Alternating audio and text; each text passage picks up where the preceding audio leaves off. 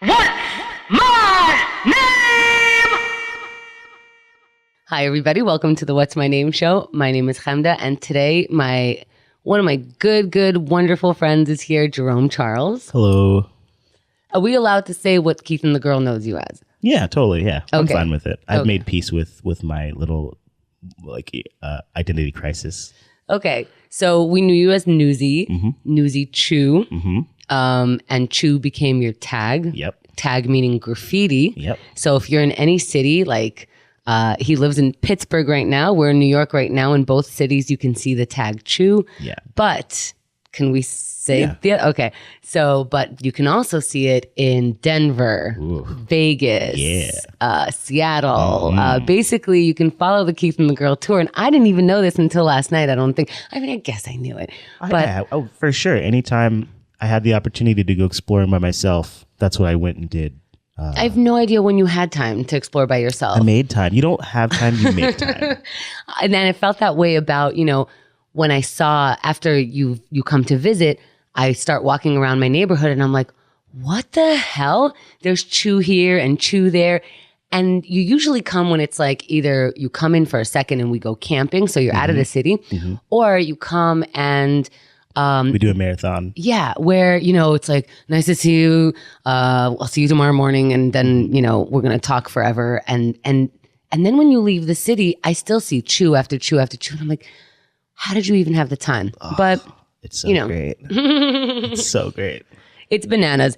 Now, of course, a lot of the Keith and the Girl audience knows that you got caught. You got caught tagging. Turns out that they have been following you for 2 years, which I find unbelievable because to me, it's like, they've been following my little friend Newsy. Like, I didn't know you were that important. I didn't know you were tagging that much. I didn't know you were so badass. Like, It's mostly because of it's like a performance thing to follow the graffiti writers, to catch the graffiti writers, because it's an easy For the thing. cops? It's an easy thing for the cops to present. It's just like, hey, you guys, we got them. we're cleaning the city sort of thing. At the same time, some responsibility on your part is, I didn't mind, as if it's, something about me. I didn't mind when I saw it on buildings and on rooftops and things that I'm like, this is part of me living in New York City. I get to live with these artists who in the middle of the night climb these walls and scale these buildings and hang off of things while they do art. And maybe not everyone sees it as art, but I don't care. I liked it. I liked it as being part of the city. I did not like when I saw it on a neighbor's fence. I thought that was a line that, I don't know, these people lived like their normal stupid lives like we all do. Now they got to clean your Chew and, they can't just clean one piece of the fence. They got to clean the whole thing. And and it wasn't even an art piece. No offense. Oh, for It sure. was just, I'm here and I'm spraying it and you got to live with Chew. I will, if I'm going to give any kind of like explanation to that, it's that it's sort of the rule of like, if somebody else tagged it first, then it's fair game. Like if they have to clean it up already. If they have to clean it up already, they're gonna have to clean it up. Were you never first? Because I don't think. I would like to think that I wasn't the first on the garage. I might have been. Sometimes you just get like just drunk with it. You're not even under the influence of anything, but you're just like, I'm just gonna write on everything, blah blah blah. And so yeah, it's very possible that I might have been the first one on the garage. I don't feel like I was, because that's kind of the only way that I would justify it to myself, that it was okay for me to be doing this. It's just like, oh, well, somebody else is already here, so I'm going to go ahead and do it. So, and we're not going to go into like the right or wrong of that. You're already paying it. You're literally paying. You went to jail. You, and they let you out, and it was your quote first offense. I don't think any of us, get arrested at our first offense, but you have to pay $17,000 in restitution, about $2,500 in court fees, and 200 hours community service, and 5 years probation. Okay. Yeah. And so I feel like that's legit. Sure. You did about $50,000 worth of damage, quote unquote. Quote unquote. Right. The right. rubric they use for that is real nuts. It's $350 per offense. So look at you. That's what your art is worth now. I should be charging that much. It's okay. So the it kind of city feels has like deemed your art worth $350. It's $350 per initial infraction. So even if I do something that's like 5 inches big and they just need to build my case up and make the count higher, they'll count that. They'll count this 5-inch thing $350. Because they're not counting your art. They're counting what they have to do to fix it. Right? Because again, I can't just paint over this necessarily. No, I wasn't, not really like to go into semantics of like whatever. I did a lot of marker based stuff. It's easy. You throw up some paint over it and it's done. Man hours it takes to do that, 1. If and you're doing some of the man hour from what I understand. No, they don't even. Nobody's like approached me about cleaning stuff up or anything like that. The money probably isn't going to go back to like exactly that. There's so many of my of my tags still running up in places, and they have no interest in cleaning it and stuff like that. They just needed to. And I'm not like, I know that I did a bad thing, quote unquote. Right. I broke the law. Yes, and I think, like I said, I think you're paying for that, and I think that, like, I don't want to butt into that because I think that I think it's an even exchange with the city and you. I think I got away with this for so long, and then my time ran out, and it's just like, all right, whatever. I'm of all the writers in the city that have gotten in trouble, I'm like the least concerned about it. I'm like, well, what's money? Who cares? What's $17,000? I don't give a shit. I don't have money, but like, I'll get it when I need it, and I'll get it paid, and then life will go on. Do you feel punished? I feel like I'm in the public eye. Which do I feel punished? The jail time was enough. I feel like that was enough of a punishment, even for like 6 years, 5 or 6 years of actively doing graffiti. Like 5-6 days in jail was just like, cool, I'm good. If this is how much you guys care, then like, I get it. Why?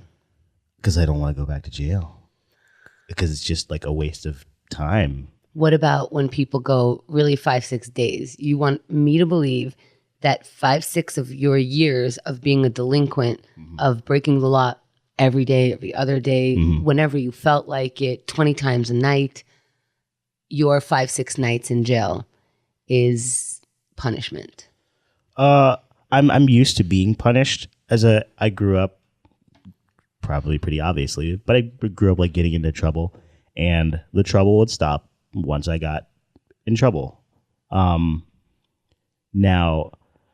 it would start up again at a certain point. But that's what, I guess that's what like therapy and this kind of stuff is helping with.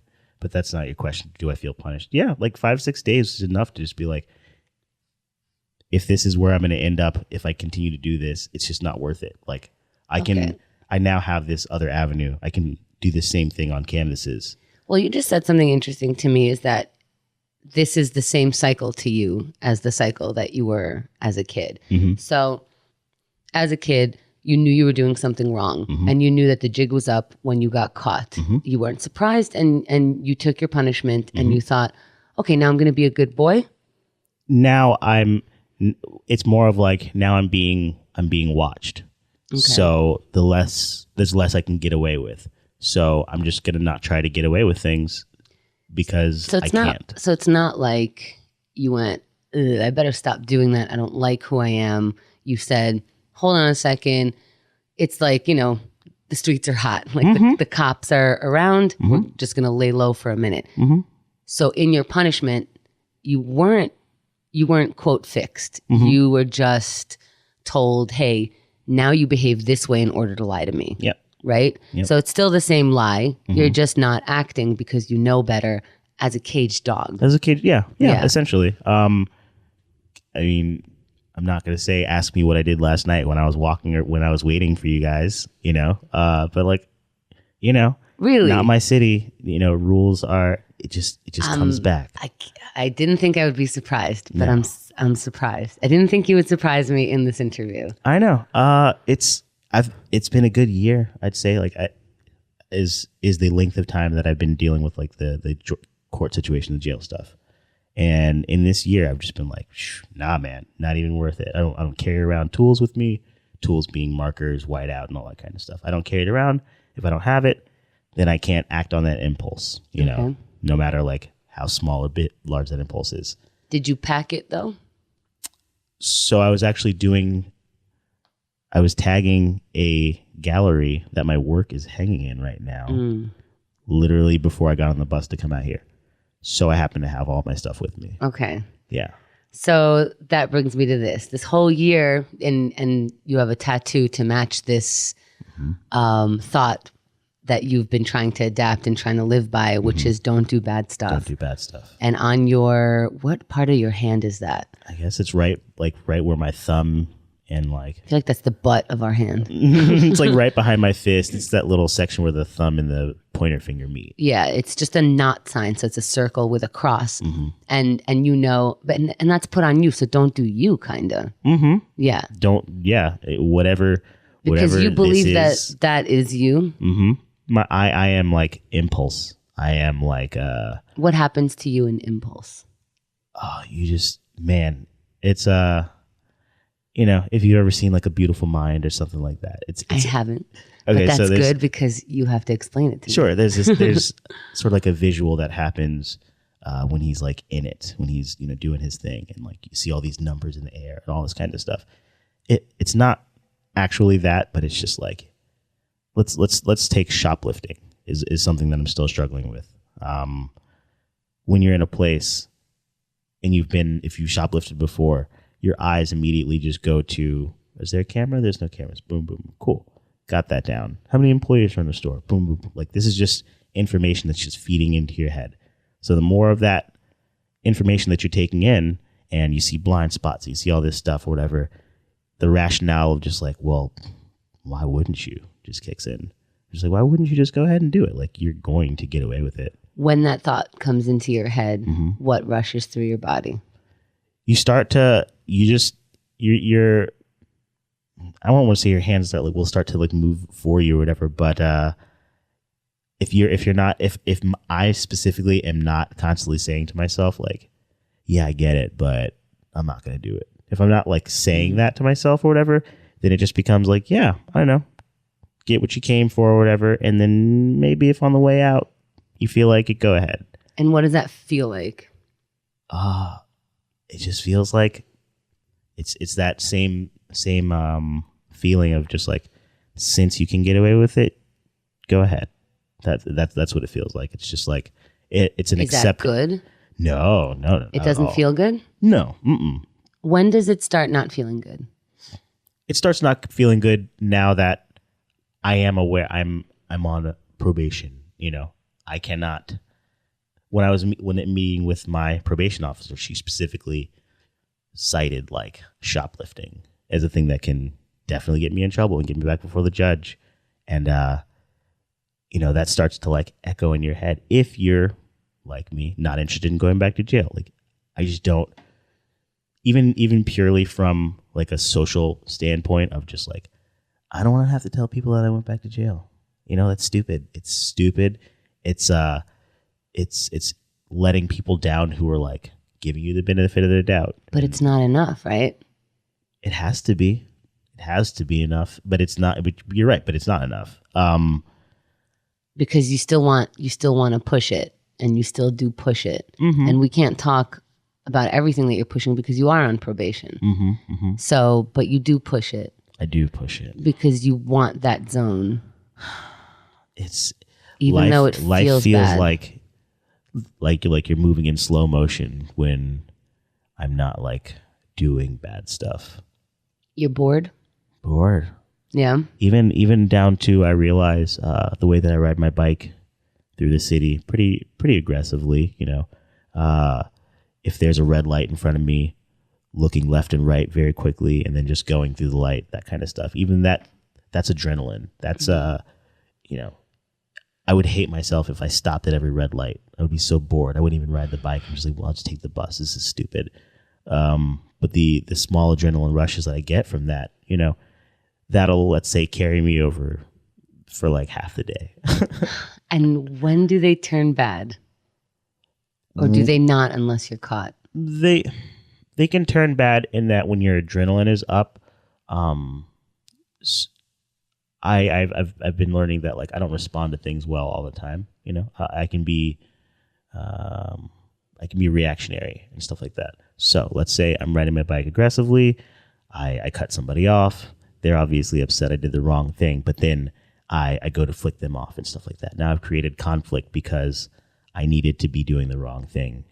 And I felt justified in doing the wrong thing, and like, oh shit went wrong. Now I got to respond. Like how much, and that's like a potential for things to go pretty wrong. I mean, me being hit by a car is a potential for things to go wrong. You know, like there's potential for wrong everywhere. But if I do it right, then man, got away with it. Everything was great. You know, I showed them again. I showed the world again, and everything and all that stuff. And what happens when you are quiet and at home and with yourself? What do you think of yourself? I think of myself as, right now I'm thinking of myself as like I need to be a better person because I'm tired of like losing people mostly. Yeah, I'm tired of like my shitty actions, like making people not want to be around me anymore or anything like that. Do you believe they're right? Yeah, totally. Yeah, I've screwed over like a bunch of people. Screwed people over is yeah. If you're betraying somebody's trust, that's screwing them over. I've had a habit of doing that. Why do you do that? Because this, I see it as a different thing. You're writing on buildings. This is justified as art. There's not another breathing thing there. Is the effect that it has on people is different. It's not in their heart in the same way. So why are you doing that to people? Going back to the beautiful mind thing of just like seeing how things work out, even on interpersonal relationships, if you can sort of like see a way for you to get what you want, and then if all goes well, the other person doesn't know, so nobody gets hurt. I see. And you've navigated around that. Okay. So you want to have shortcuts to being close without being vulnerable. There's that. And then there's also, a couple of years ago, I knew, okay, so this is the thought process of just like, okay, most people use Chrome browser on their computers and they will save the passwords. And if you know one password, you can get all the passwords. So I had a friend, we were very close. I love this guy, we were just friends, another gay dude. And I basically did that. I went on his computer, found his passwords, and then I went through his email and I was like, how did it start? You saw it and you saw an opportunity, and I made the opportunity, sort of like. So you did seek it out? Yeah. What did you want before you even looked at it? What was the plan? What did you want to know? Just anything. Why? Because I've always been obsessed with knowing about people as far back as. So all my life, anywhere that we've lived, I've constantly just like gone through my parents' stuff, my brother's stuff, just periodically, just because I want to know. My brother even went to the point of like getting locks on his like cabinets and stuff like that. And because he got the locks, I had to get in to know what was there. What was there? What did you find? Did you find what you were looking for? What I was looking for is anything that I wasn't supposed to know about. Or not necessarily that. I just want to know whatever's in there. There's a box. I want to know what's in the box. If there's a thing, I just have to know. And then the knowing isn't like so I can go back to you and be like, haha, I know. It's literally just because I want to know. And there's like sort of like a buzzing inside of like when you're around the person and you know, but they don't know. Yeah. So if you came into my house and I said, you literally can go into anything, I'm not going to be bothered. Here are my passwords. I would not. I just wouldn't. I'd be like, you have nothing to hide. There's no interest. There's no interest. When you find what people quote unquote have to hide, which is the same thing I'm telling you could look at, why does that feel good? It feels good for you to know something that they don't know you know. Yes. Why? Does it one-up you on the relationship? It's it's very silly or whatever, but like, I don't know. In the way that like if a spy was doing their job well, they would find the information and not get caught doing it. And there's a part of it that just feels like that. Even just the act of getting information and getting it unseen or unknown and stuff like that. And it's just like, okay, cool. I didn't know that, but now I know that. That's very interesting. And it's very satisfying. You're just getting high off it. Mm-hmm. That's all you're describing. Mm-hmm. It's not even juicy or anything to you. Mm-mm. It's not juicy? No, because like, you like juicy things. There's a friend, I went to their place. We were working together on art projects and stuff, and they were, let's say, like on the 3rd floor of the house. And I just went down to use the bathroom, and on the way back, I'm just like, doors open, their bedroom doors open, and I look in, and one of their top drawer and the drawers were open or whatever. And then I just looked inside, didn't touch anything, just like, peed my eyes over, and there was like all these like sex toys and stuff like that. And I was just like, okay, noted. And I went back upstairs and we finished the art project, and it's been like 3 years and nothing has come of that. But like, in your mind, did they change to you at all? Yeah, of just like, well, no, because I know that they were pretty sex positive in general. So when I saw it, it was just like, okay, I guess that makes sense. That this stuff that I see, I now know. But it's just like, it's just this juicy little bug that's just inside me now. And also, there, like I said, there's the adrenaline rush of just like, in this moment, if they happen to come down or whatever, this is going to get weird. This is going to go bad for me. But you don't want that, or you do want that? I don't want that. You don't. You want to be a ninja. I do want to be a ninja. Yeah. But in that stealthiness, like the getting away with stuff, or whatever, it's like a life force. It feeds me. And so, of course, I don't have to tell you that if they did catch you, that's a nightmare for them. Yeah. That they then have to undo with therapy because they put on themselves. But here's that the thing: they trusted you. You do need to tell me that, because those things aren't going through my head. It stops at the getting caught, and maybe a little bit further it goes to like anger. But I don't consider anything beyond that. I don't consider hurt, feelings of mistrust, because those aren't things that I myself have experienced from people that aren't my friends. How? You must have experienced. I feel like I've throughout life I've always been on the giving end of that. Like, okay, if somebody tells somebody that I have a crush on them, it feels slightly betraying. But then I also know that I kind of set myself up for even telling the person in confidence that I had a crush on this person. I know that's like a very minor like example of like being quote unquote like betrayed or something. If I went into your email, would it bother you? No. Mm-mm. What if I didn't tell you but you found out? I would question your motive, and then if I didn't find your motive to be anything beyond just like... Would you confront me and question me, or would you question it in your mind? In my mind, yeah. And what would you think? It's going to be me. Mm-hmm. You found out, I don't know how, but there's clear evidence. I went into your email. Mm-hmm. What's your thought process on me doing that? Geez, like, wow, that's... First off, that's never happened to me before. I've always been the other person doing that. And then I would wonder why. And then I would think about the things in my email. And then I would say, well, there's nothing really in there that I would have to hide. Are there things that I don't talk about? Sure, but it's just because the conversation hasn't come up.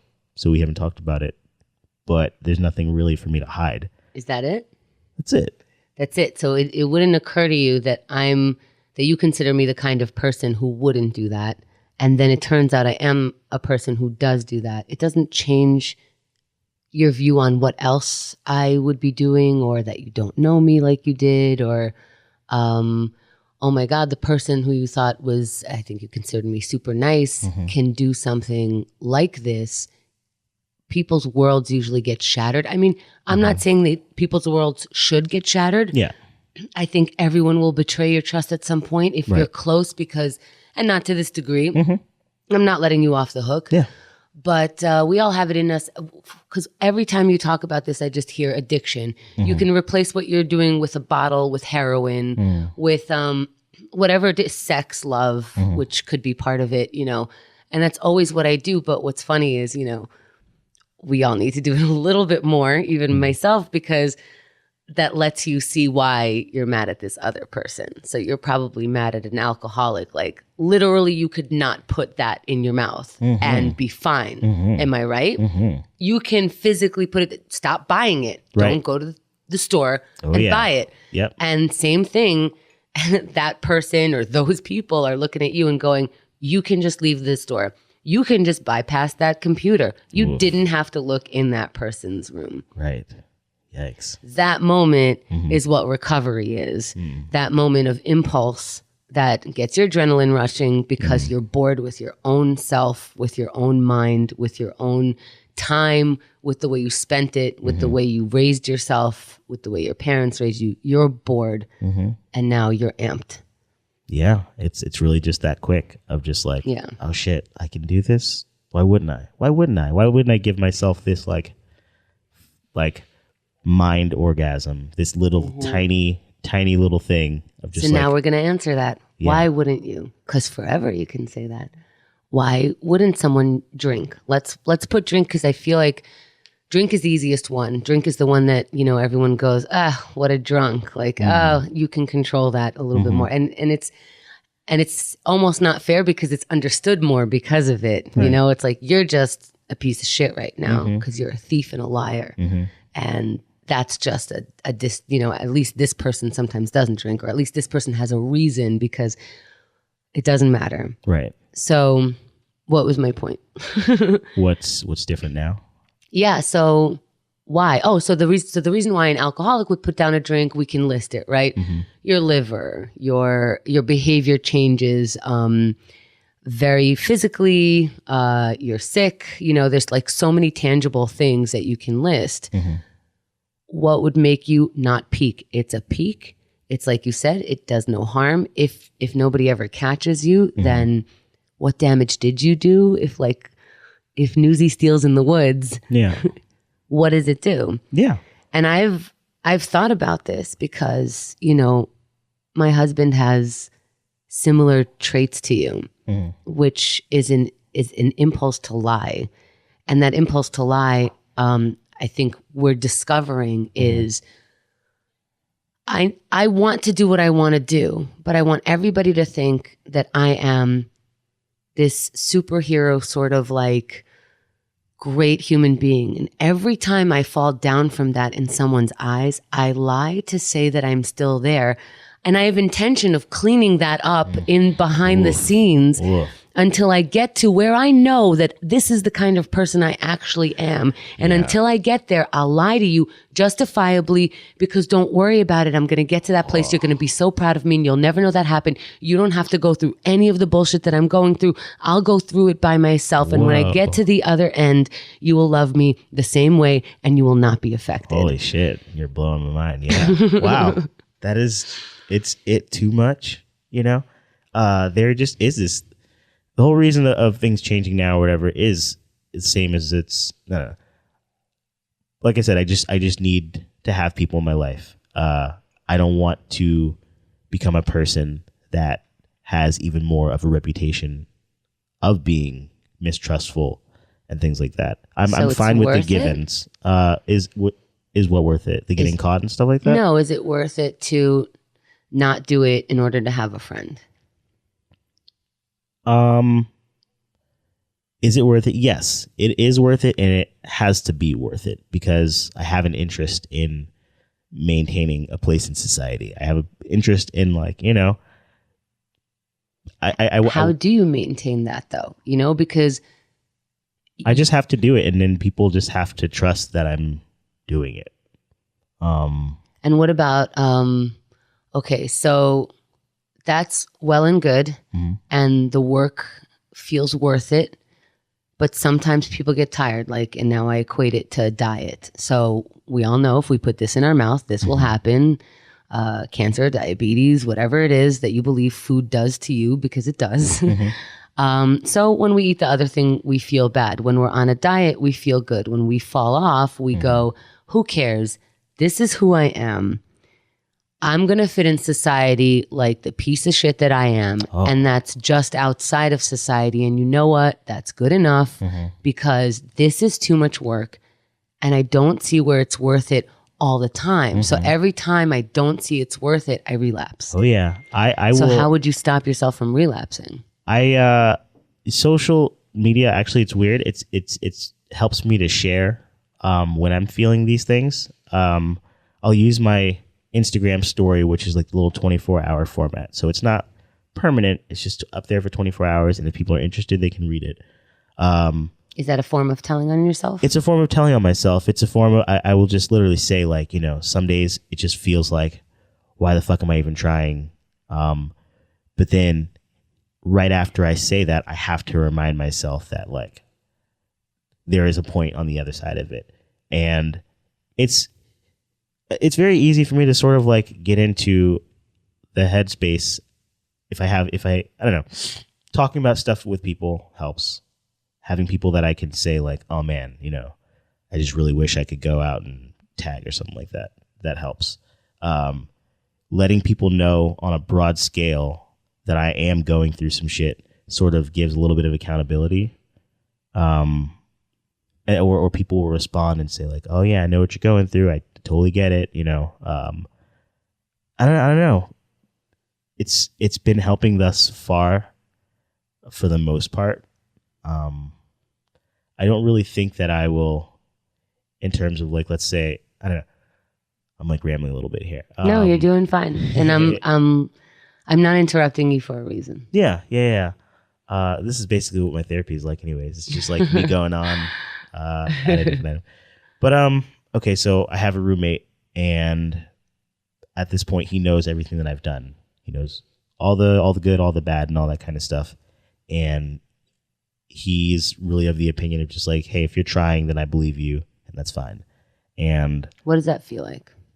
It feels good. Do you feel deserving of it? Are you surprised when you can have that love? I am surprised. But I'm also kind of sometimes I'm just like, yeah, well, obviously, give me that. Like, why wouldn't you? But it's just like, why wouldn't you? I have evidence here of why I wouldn't. But there's another part of my brain that's just like, nah, fuck that. Whatever. That was past. This is now. Like, live in it now. I'm trying to live in the now. You should be doing that too. So let's just go ahead and do that. And if he didn't feel that way, would you understand? Yeah, but also I would expect him to have moved out. I wouldn't expect him to continue to live with me if he didn't trust me and things like that. The stuff that you're talking about, you tell your Instagram story, you go on and on to your therapist, you tell on yourself, you tell someone that you want to do it so that you don't do it. I think that's why religion works. I think that's why Catholicism has Confession. Confession. Oh yeah. Because you need to hear the words out loud, and somebody needs to go, I love you anyway. And that's a normal thing to think. And you did it. Let's, say some stuff in our head that we are better than this, and we're going to try not to. So that's prayer, and then you get into this calm state that you want to come back another week. Now, the hierarchy and the financial situations and the disgusting, perverted, that's another thing. But that's why I go to Al-Anon, is sometimes I raise my hand and I go, I feel like I have nothing to say, and yet I feel like I should be talking. And I start there and I say, I'm going to tell on myself, I reacted this way, which I know is not good, which I know that by me reacting this way to someone, I'm only saying the words that I want so that I can get them to respond in the way that I want. And it's manipulation, and I don't feel good about it. And it didn't rock anyone's world that I did that. Right. And probably the person I'm talking about is like, what the hell are you talking about? Because I'm not trying to do the worst thing to people. And I'm not, when I am manipulating, it's, that quote low level. But that low level can add up. You're just laying the foundation for more stuff. And everything on the end of that foundation is rage. even with calm people like us, Right. even with mild-mannered, when you meet us, you're just like at ease. You know, you have no problem putting people at ease with you, even though on this, you know, in this network of shows, you've said, I'm a piece of shit, and people are like, come be a piece of shit with me, you know. And so you know that you can use your power for good or for bad. Right. And so you know what bad gets you. So stopping yourself from that place is where your rehabilitation comes from. Oh yeah. I you know, I'm all the artwork that I do, it has lots of references to my tag. It uses my tag. I'm trying to use the character of my tag more often. And I'm putting out all these, you know, dumb little things like don't do bad stuff and like do better and all this stuff. But even just those like simple little things, if I say that to myself enough, or if I say that to myself in my head, it means something. It totally means something. Does it feel funny that it means something? You Yes, feel funny because- saying it? Yeah, because I would like to think that I have more self-control, but evidence to the contrary, I don't have self-control. So now I'll go into, okay, if I go out, sometimes having friends with me is an accountability of itself, because where I might want to shoplift if I was by myself because there's nobody else around, all that kind of stuff, it would be easier. If I had people with me, I would not want to get in trouble around them or get caught in their vicinity, because now I've got to go to jail while they go off and do their thing, sort of stuff. It's going to be fucking humiliating. That's FOMO. Yeah, absolutely. Yeah. The best possible case of FOMO is keeping me out of trouble. Well, I saw this TED Talk, and okay, so it talked about addiction, and it said that they gave heroin to mice, and the mice that had heroin, they had to go back, and of course, addiction, blah blah blah. Okay. Then they allowed some mice to have a community, and if I'm getting this wrong, the gist is right. Okay. The mice got to have a community, and they got to have, so before that, the mice either can have straight water or heroin water, and all the mice went to heroin, right, when they had that choice. But then they gave some of the mice friends, and the mice that did not have any friends always took the heroin. The mice that had friends and a community stopped taking the heroin. Whoa. And so it's just to like sort of revisit what addiction is, where everyone, as soon as you act on your addiction, is like, you're a piece of shit. I don't want anything to do with you. You get isolated from your community. And listen, you know, a lot of times, rightfully so, you're hurting people, and you're lighting things on fire and going, what did I do? You know, like that is it. But you isolate yourself in that manner. And so if you don't stop that isolation, there's no reason for you to recover, because you're already in your hell. There's when I always think about, you know, I've some of the people that I betrayed, you know, have given the sentiment of like, you know, you'll never change. And when I hear that, the same sort of like defiant behavior that makes me defy other stuff also is just like, oh, you don't think I'll change? Like, I'll totally fucking change. Like, it's better to have people in my life saying, yes, you can change, than it is to have people saying, no, you can't. Yeah, and I think as a society, we go, well, have you earned that? And then we have to go, does it matter, or does it matter that people feel love so that they can move through this? Not everybody has to love you. Right. Some people, you know, you cross the line. Yeah. And that's it. And you can't expect it from them. And that's it. Whatever. Now Well, you live in a different world. Right. It's fine.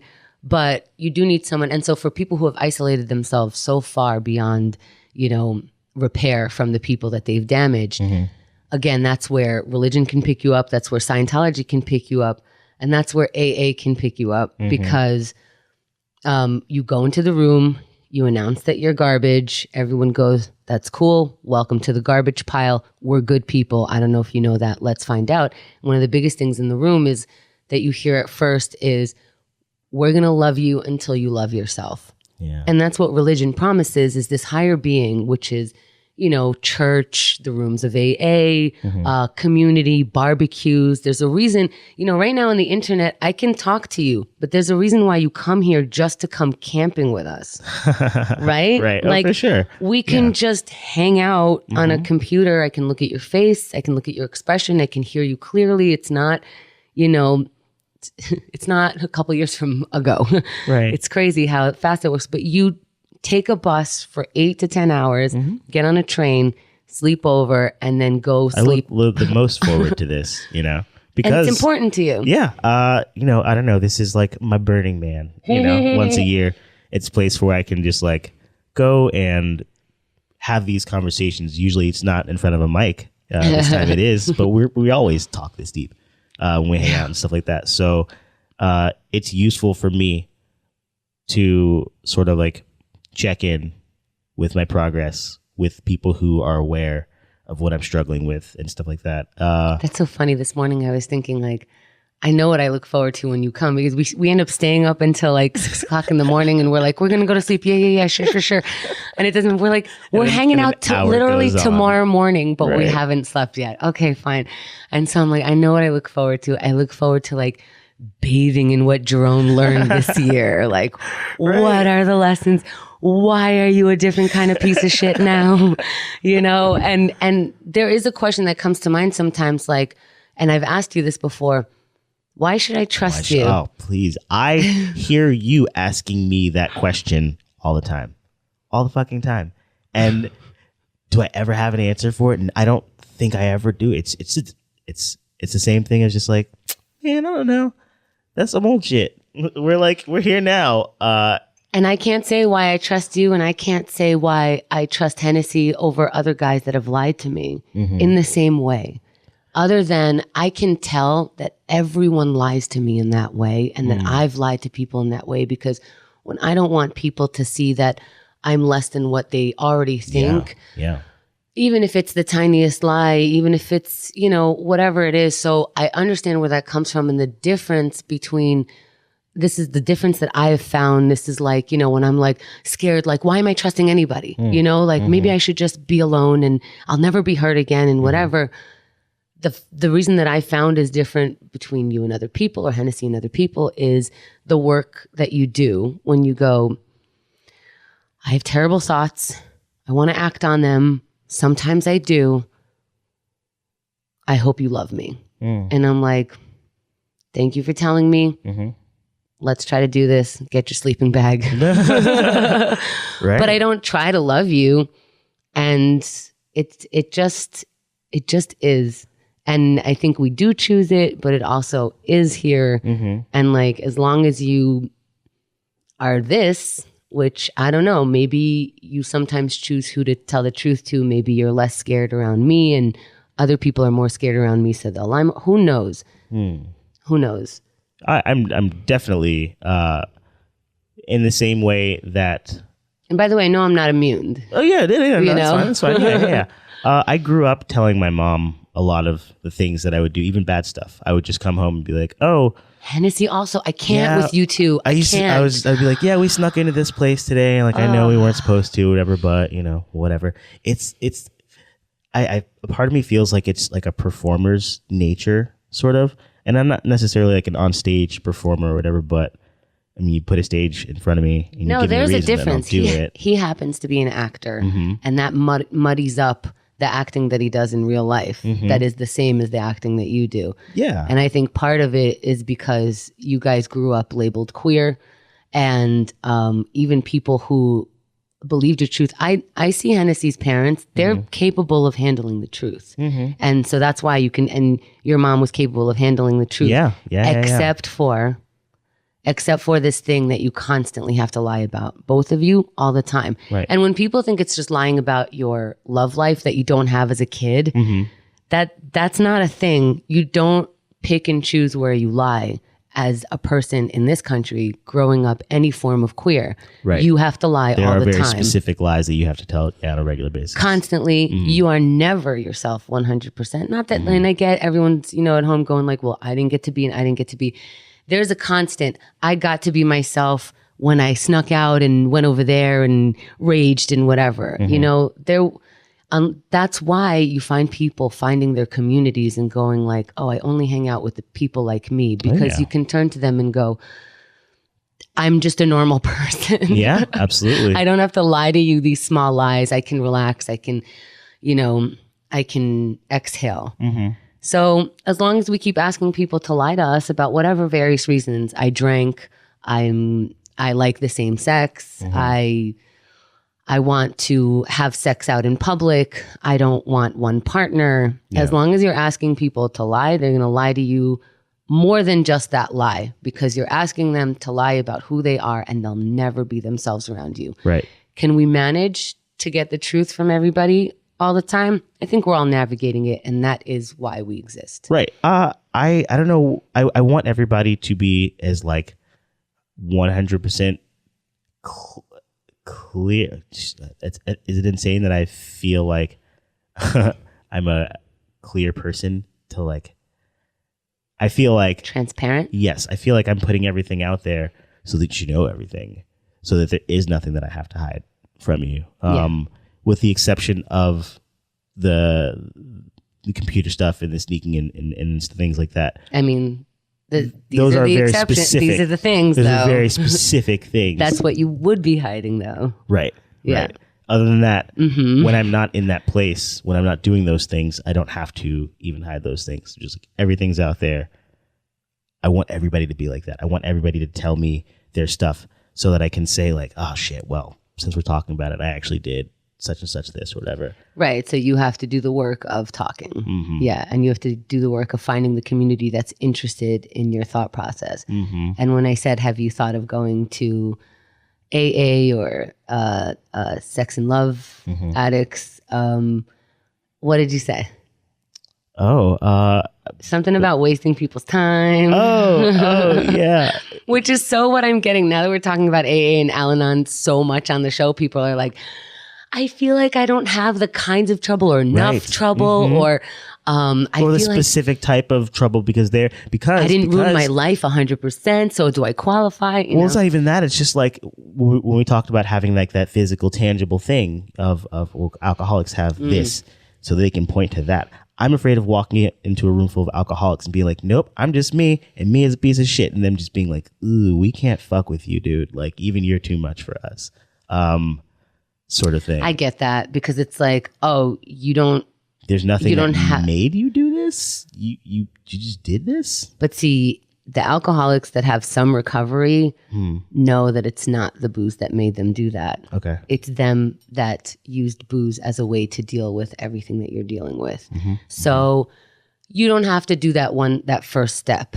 Damn, I'm advanced fucked up. I can just go into it. But you do have to put that first step. It's just it's all the same. They have to put the bottle down. You have to put that item down and leave the store. That's your bottle. That is what they're going to relate to.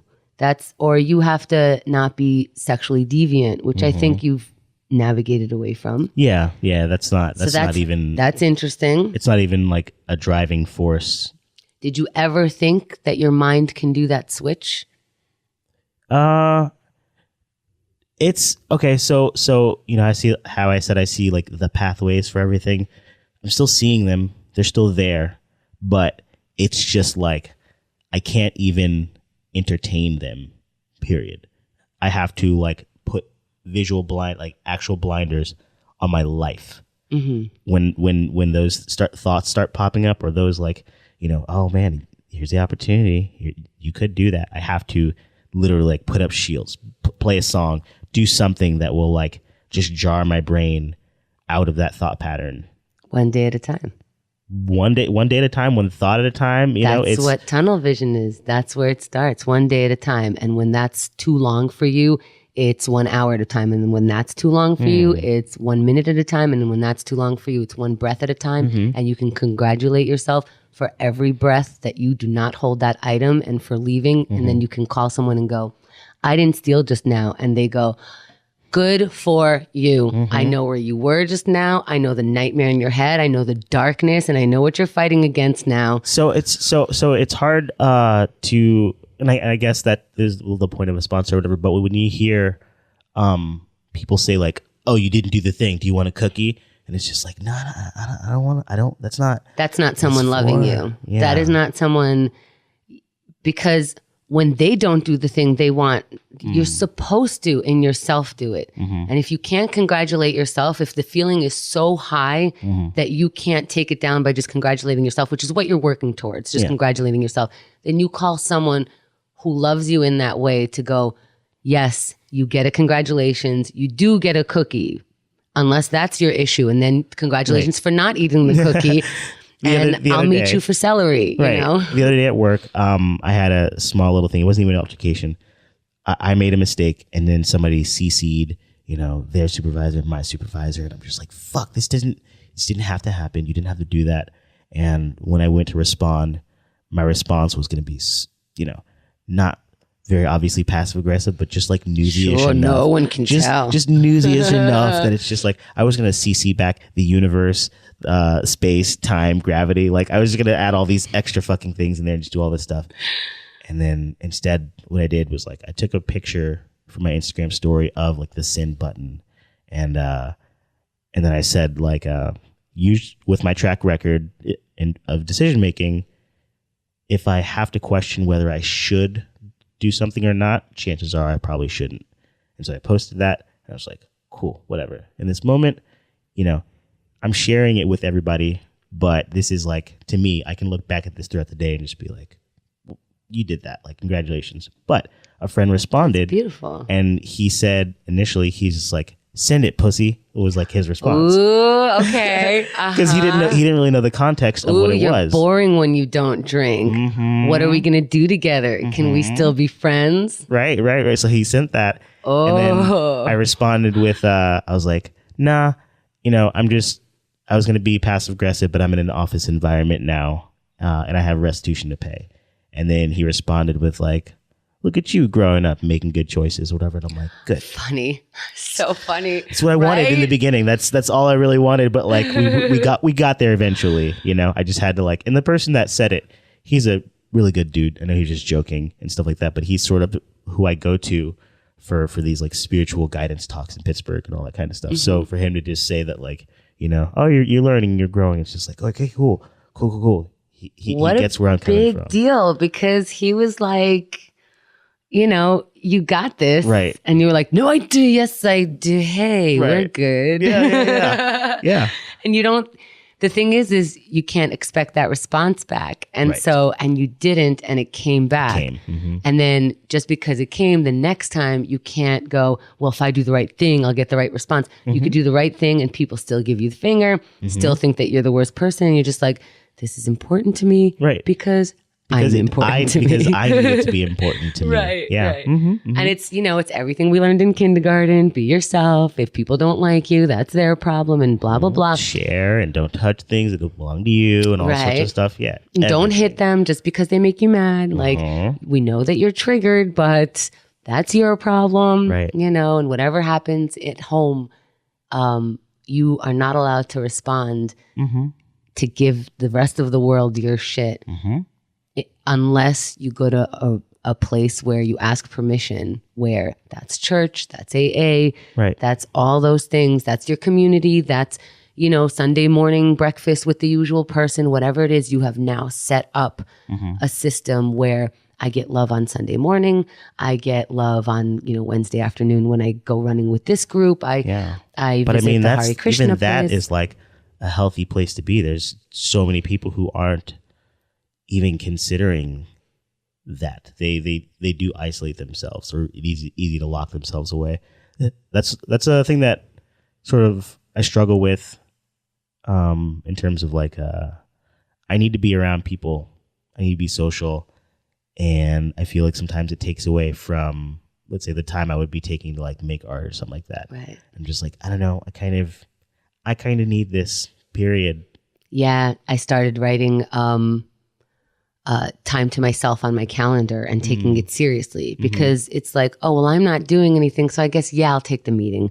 Or I'm not doing anything, so I'll have brunch. But it's like, no, this entire week I have been next to another person, and that's beautiful. I love it. It's my life. But I understand that part of my recovery is sit by yourself for a second if you haven't had a chance. And if you don't prioritize that, you're going to get angry without realizing it, whatever form of angry, because no one is amused. Yeah. Yeah. Let's go camping. Oh, is it camping time? It is. This is good. But I want to leave you feeling okay, because I literally asked you, I go, hey, what if I interview you about you being, and I was looking for the word, and you go, about me being a piece of shit. And I'm like, yeah. So you're in a very vulnerable position, and that's huge. And so I want you to feel comfortable. And Totally. I always do. I always know it's from a place of just like, I want to understand. And it's nice that it's coming from a place of like, I want to understand because I want to like you and because I want you in my life. And it'll be easier for that to happen if I understand what it is, you know? Right. Even from the beginning, I wasn't getting in trouble when I lived here in New York, when I was working for you guys, because there was that accountability of just like, I already know that if I fuck up in XYZ way, I'm going to lose this. I'm going to lose this. And it's like, even if we would still be around each other, you would feel the difference. Yes. Yeah. You would lose it. You would lose it. Yes. Maybe not, the hangouts or whatever. I can promise you, and I don't know if this is like weird to bring up at the end or whatever, but like in the old studio, in this place or whatever, I've never pried. I've never snooped. I've never gone through anything because we had those conversations, because I almost expect people to expect me to do it when they know. So it's easier for me to just be like, oh, okay, well then if they know that if I'm at somebody's place and in the back of their head, they're wondering like, oh, is Jerome going through my stuff or whatever? It's easier for me to not do it because I'm just like, well, why would I meet the wrong expectation? Okay. That's a step. So, but I mean, then I moved to Pittsburgh and I don't have that. I don't have that because I have no friends there when I was there. I had no community, no support, no nothing. I was there by myself. And I don't think you understood the importance of it either. I don't know that I always understood the importance of it. I always enjoyed community, and I knew that like I got high off of like being around people, but I didn't know that it was important to whatever my sobriety means, whatever like me having a very difficult year on like some other levels. It's not the tumor. It's almost like the tumor was part of the easier part, which it wasn't. I understand. For sure. Yeah. But there was, it was a very heavy year, and I didn't think about killing myself. And you had people showing up and people, putting on shows in your house. But also, you know what? I realized I always had that. Now I went like, this is important to me and this does give me life. And so I was able to be more grateful for it. And oh my God, gratitude. Learning how to practice gratitude and all that kind of shit, man. Hippie shit. Just sitting around and just being like, yeah, I do have this. Like, yes. do have, and I don't have this. I went to the place to get like my anti-HIV medicine situation or whatever. And what is that called again? Truvada, or PrEP, as it's more commonly referred to. And I see somebody coming out, because it's also like a PCP office, and I see somebody coming out, and they're moving very slowly, and they're shuffling along, and then they get right outside of the door of the doctor's office, and I just hear them break down, and they're just out there saying, like, I don't want to do this anymore, and they're just, like, obviously in pain, and they're just like, this just isn't fair, and I'm just like, fuck, man, whatever I've been worrying about for, like, 32 years for anything, for yesterday, for anything, it's nothing compared to what this person is probably going through right now. And even that can just be enough to shake you out of whatever funk that you're in. Yeah, to feel lucky and just grateful. To feel lucky and grateful, and just be like, this is why I should be being the best version of myself that I can be, or whatever, because like, for all intents and purposes, there's no reason for me to not. Yeah. Like, I'm in a place where I can and where like I can thrive and all that kind of stuff. So like, why wouldn't I?